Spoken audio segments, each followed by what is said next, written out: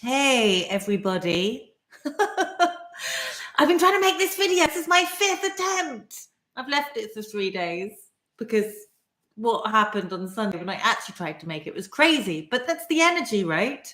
The equinox energy has been insane. I don't know when you're watching this, but it's 2023 and we're still in the equinox energy.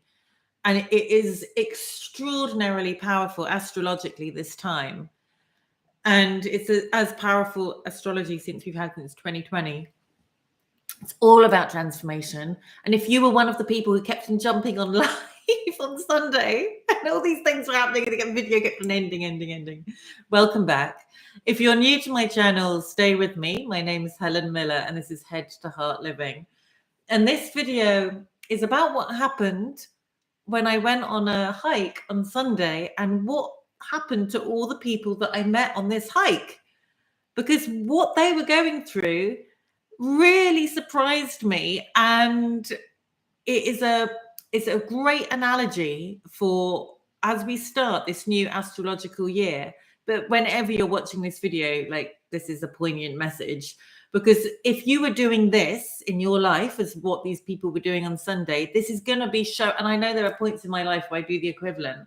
Like, this is such a great analogy for how to get your life wrong, or there's not really right or wrong. There's just longer, more painful ways of learning lessons and making changes. And I know this because I've done loads of really long, painful ways of walking into the same wall again and again and again. You know, like you get up and you stub your toe and I should move that thing. And then you do it 25 times. And then you're like, I'm moving the thing. Right? You could have just done it once and moved the thing. But this is what we're like as human beings, right? We tend to need a lot of reassurance about how much we need to learn a lesson. So,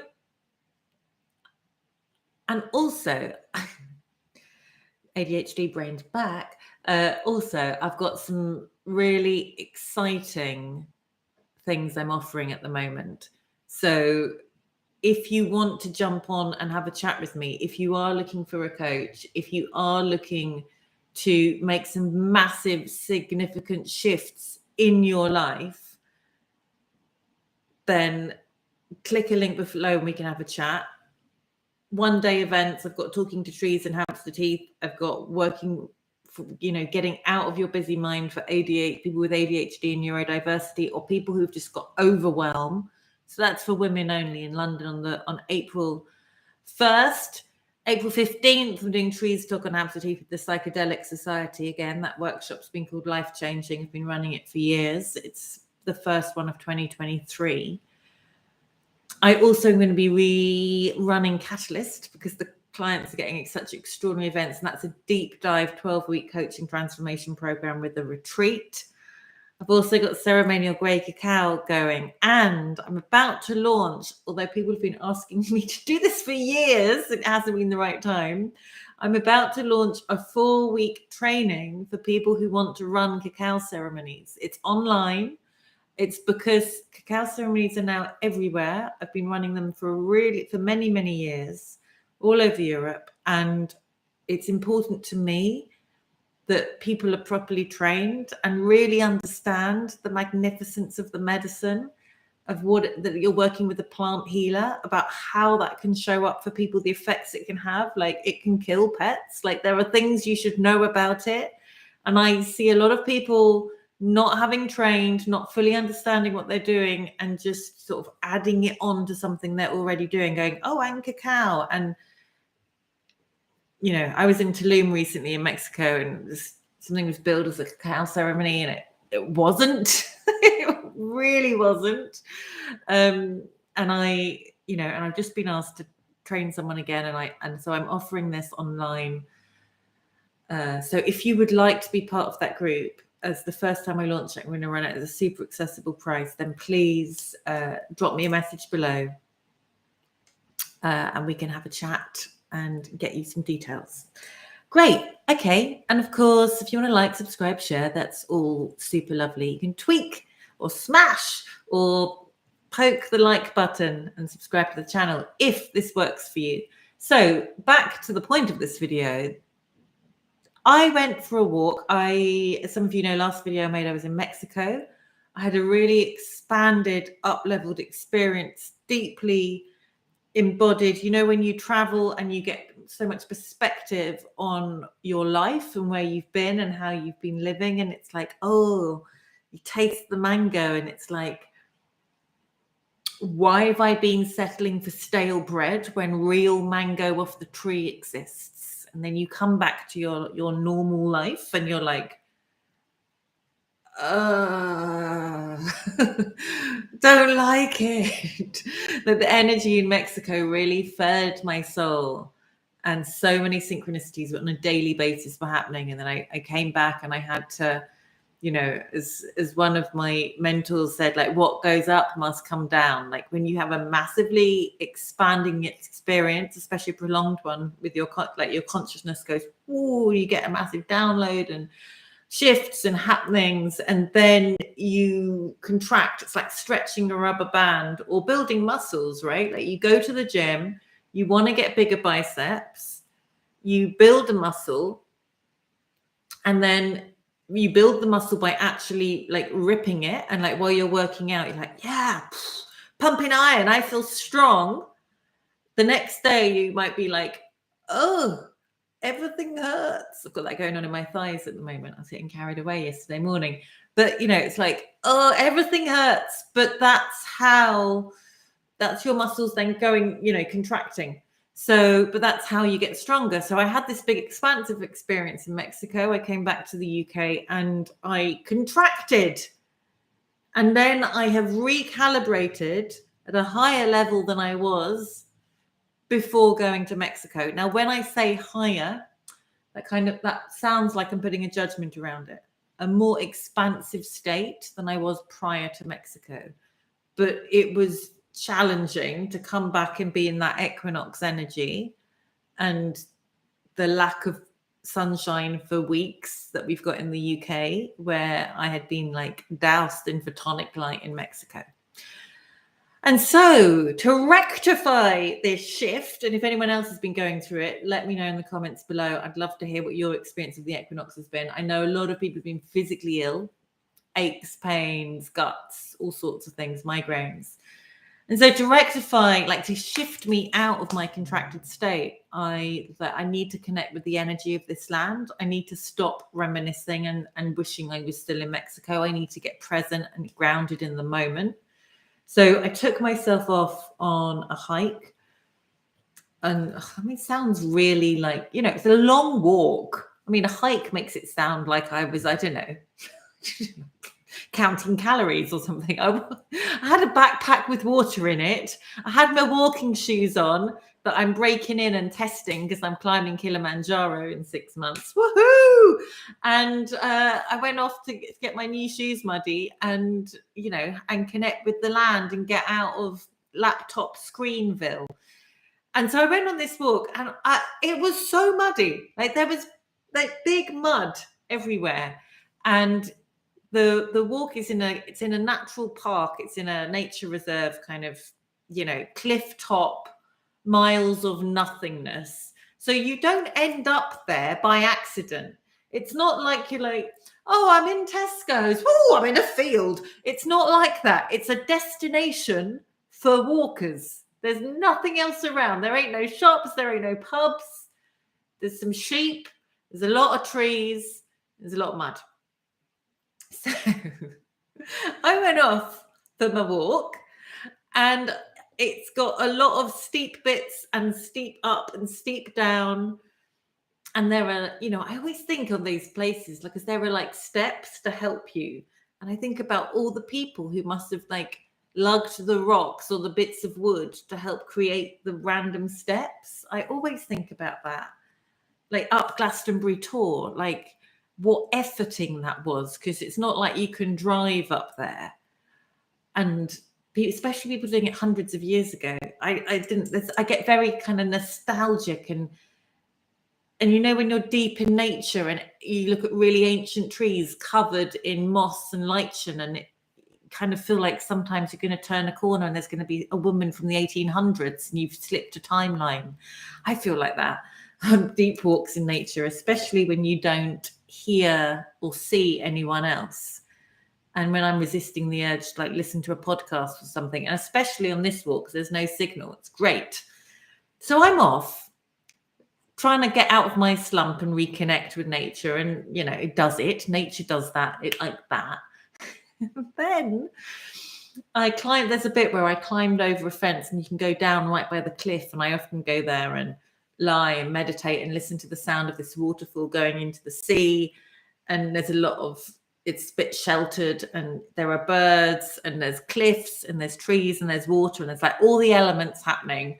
And I went down there and I got all totally charged up and came back, and there was a couple there from the East, and they had very sort of neat, clean clothes on, and he had a big expensive camera and carrying a mask, wasn't wearing it, and these are all little details that stood out to me. And he said, "Oh, what's it like down there?" And I said, "Oh, it's amazing. It's really special." He said, "Is it worth it? Because you've got to do a bit of scrabbling," and it was muddy, to get down there. And I said, "Of course it's worth it. The land's amazing. The view's insane. It's only like 30 seconds from where he was, but it did involve going off the beaten path." There's a lot of analogies here about the road less traveled to get to this, you know, amazing little bit. And he said, "Well, oh, okay." And then the woman, girlfriend, I think they were in their sort of, they looked about 23. She said, "But is it very muddy?"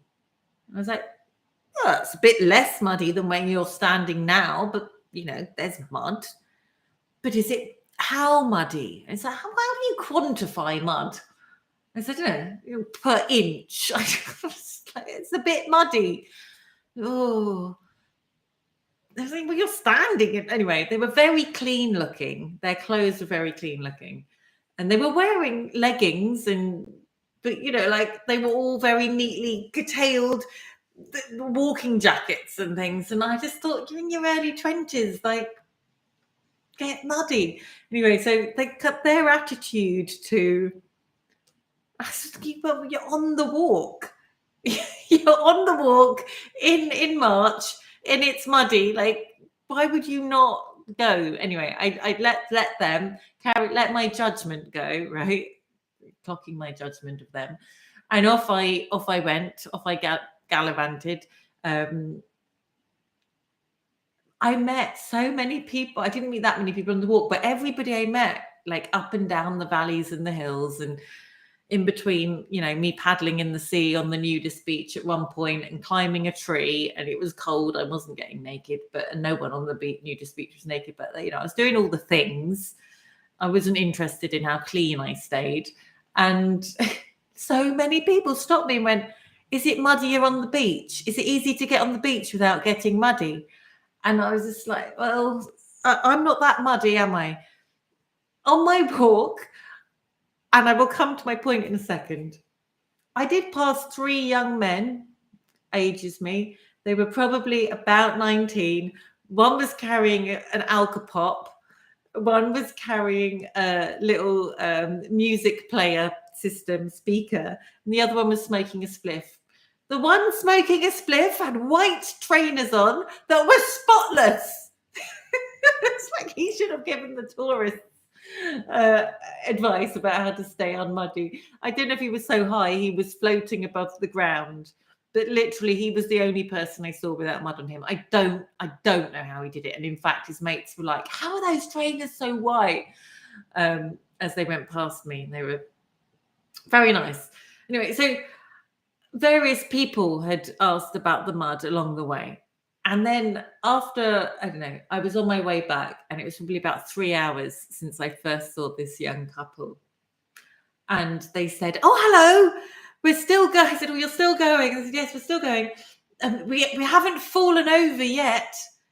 And they literally, you know, little bit of mud around the rims of their shoes, but they were walking so stiffly and so slowly, like I kind of lapped them in the time that we'd left.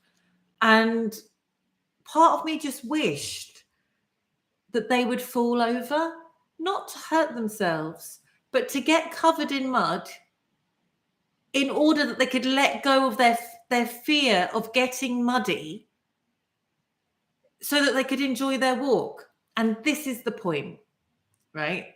This is the point. How often are we stuck in a muddy field, metaphorically, and trying our hardest to stay clean, right? Why are we going on the walk if staying clean is more important than embracing the walk? Why are we we are living through cataclysmic times of awakening and consciousness expanding. The world is unstable. Things are mental. Governments are corrupt. Everybody's having a roller coaster of a time. And if we're trying to live our life without getting muddy, if we're trying to live our life by keeping control of everything and playing it super safe, then, I've got some chat going on. Am I a psychologist? No, I'm not. I've just got a deep obsession with the human condition. And if we are living our lives trying to not rock the boat, trying to swim in the sea and being angry that there are waves, trying to wash our hair without getting wet. Do you know what I mean? Like, if we are trying to not upset anybody, if we're trying to keep other people happy, if we're trying to not, we are wild. We are the country park full of mud. That is our nature. Our nature is, we are nature. We are cyclical. We do have summer and winter. We do have times where we feel apathetic and uncreative, and we do have times where we want to not get out of bed, and we have times where we want to run around the streets naked, letting off party poppers. All of that is part of the human condition, whether that's literal or metaphorical. I am sort of like a motivational speaker, yes. I don't know your name. I can't say your 3XC4L brr. Yeah. I am indeedy. And so my reflection on this walk, this muddy walk with so many people worried about being muddy, was what happens if we just let ourselves get muddy? What if we embrace this time on the planet and allow ourselves to take risk, allow ourselves to realize that life is too short to work in a job where your boss is a narcissist, to stay in a relationship that no longer serves you. I mean, I had lunch with a gorgeous friend today who was talking about 12-year relationships ending, and he said, when your 12-year relationship ends, it's usually pretty quick because you probably should have ended it 4 years ago. And it's like, why are we? It's this thing about learning the lesson as a human being, stubbing our toe 25 times in the same space where we could have just moved the box the first time. This is not the time to. Time is so fast right now, right? Literally a day feels like an hour and a half long. So it is not the time to spend 4 years too long in a relationship. It is not the time to put off starting your business or not being with the person that you love, or being in an unhappy relationship, or living in a country that doesn't serve you, or driving a car you don't like. It is not the time. Yes, you can look at the news if you wish to and go, oh, the cost of everything and blah, blah, blah. But money is energy. There is an infinite amount of it. The way that I see money is you have your own personal pyramid of it behind you. It's so big that you could never possibly spend all of it.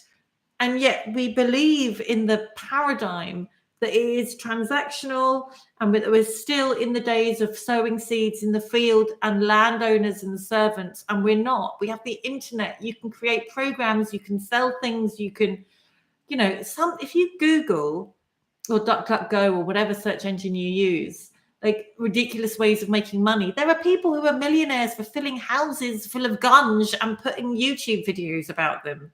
There are people who have become millionaires for picking up rocks, sticking it in a box, calling it Fred, and then people buying this rock called Fred that they literally just pulled off a beach, like it going like a viral crazy present to get people. Like, you don't need to be a genius or have a PhD to get rich. Like, that is not a thing. Like, money is energy. Money likes to move. It likes to be fun. It shouldn't be a prison that contains your life, because actually money is never about money. Having done my own personal journey with, poverty consciousness, it's about what we allow ourselves to do. So it's like walking in the park and trying not to get muddy. It's like walking through life and trying not to spend anything or trying not to take risks. Like, this whole existence is a miracle. It is going to be difficult and it is going to be glorious. But if we try to control it all and we live in a bandwidth this big with no mud on our shoes, we also don't get to experience love. You don't get to take the shoes off and run around barefoot in the mud. We don't get to do that. I'm so inspired by the mud. I'm running a retreat this coming weekend for this wonderful group of people who are doing this 12-week program with me. And I'm now taking them into the mud as part of the retreat. I was inspired by it. Sorry, I'm just catching up with the comments. I remind you of your shrink. I hope they're a good one. Relationships are a waste of time, always making you give more of yourself. Well, they're all, I would say nothing is a waste of time as long as you're learning the lesson. If you stub your toe 25 times, none of it's a waste of time as long as you learn the lesson. And then maybe sort of reflect on why are you enjoying the pain, or enjoying the reassurance of making the same painful mistake again and again and again. Like, sometimes I found that, like, when if you were listening from the beginning and talking about this expansive experience in Mexico, and then it's almost like freewheeling. It's like having done bungee jumps and jumped out of planes. Like, there is such euphoria in that amount of surrender and letting go and risk taking. But then there is also a point of this contraction where you want to go back to the known.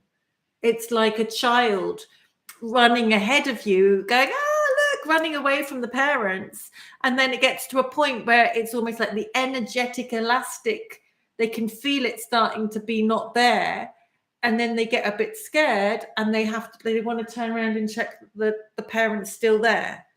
It's like the teenager who's like, I don't need you anymore. I want to go out and get drunk and drive a car. Like, just like, oh, to leave me alone, mom, or whatever. And then, wants to actually crawl back under the duvet and have their hair stroked. And can you make me a cheese sandwich? It's like we always want to expand out of our comfort zone and then come back into it for reassurance. And that is like the place of growth and expansion that we go into. So I'm losing my light. I didn't set my lights up. Anyway, I'm here. I've been talking. If you've enjoyed this video, like, the point of it, the reason why I wanted you to talk about this is, where are you playing it safe? Where is there a part of you that has had enough of trying not to get mud on your shoes? Has enough of stubbing yourself on the toe in the same place every day? Where is it time to make a change? Because now is the time. We've just moved into Aries. We're in a new cycle. We're in a new astrological year. We're moving up through the helix. This is a transformational time like no other on the planet. We've just, with the planetary cycles, yes, this is just one new year, but this is a totally new year of 128-year cycle. It's totally new year, like, in terms of just last year we moved into 200-year period of air. Like, there are so many cycles that are shifting at the moment. There has never been a year on the planet like this one we're moving into. You can just open, you can just open the window and see. You can just look at the headlines on the news, or not, the truth news, the mainstream news, whatever news. Like, this is the time like no other. And if you are I was a wild teenager as well. Yeah. If you are, I've got reflection in my glasses. If you are looking to make changes in your life, if you are looking for one-to-one coaching, I have that available. And if you are looking for a group, which is a mixture of group and one-to-one, I have that available. One starting in May, one starting now. And if you are interested in learning about running your own cacao ceremonies, message me, because that's happening soon. I also have a retreat that I'm co-running with Jack Spall, who's amazing, in London for women with neurodiversity. And I'm running my trees workshop, the Psychedelic Society. And if you're going to be at the Medicine Festival this year, check me out, because I am running a workshop on the relationship between money and spirituality. And when you go through an awakening process and we kind of think money is bad and we kick it out the window, and I've done all of that, like, you know, this is about understanding money as energy and getting a really juicy, healthy relationship with it. Because if we want to make change in this world, if we see what is wrong with this world, then we need money. We're not in some like parallel universe yet. Like, money is not, as soon as we reject money and make it bad and like, oh, it's old world, it's like full of greed, it's like, no.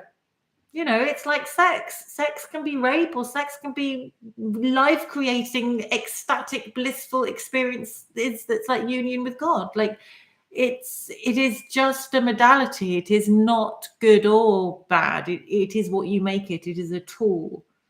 And so if we label it as such, it's very hard for it to come to us, because we don't all have all the food of all the fruit trees in all the world hanging in our garden, if we have a garden, do we? We need money, so let's get friendly with it. So that's my workshop for Medicine Festival, and hopefully other festivals as well, because I love my festivals, and I love holding space there. So it's good to be back. I did weekly videos for 2.5 years, and I've just had a couple of months off, and I'm back now, providing technology aligns and I'm not booted off 4 times again, and this works. It's good to see you all, and love to hear your comments and your thoughts and reflections below. As I said, please like, subscribe, share. All my links are below. hearthealer.co.uk is my website. I'm on Telegram, I'm on Instagram, I'm on Facebook. Join the community, get involved, have a chat, meet the other amazing people who are in the tribes. There's all sorts of friendships and alignments happening, and yeah, it's really good to see you. Lots and lots of love. Looking forward to your comments, and thanks for all the live messages. It's good to have people chatting live as well. Thanks so much for being here. Lots of love.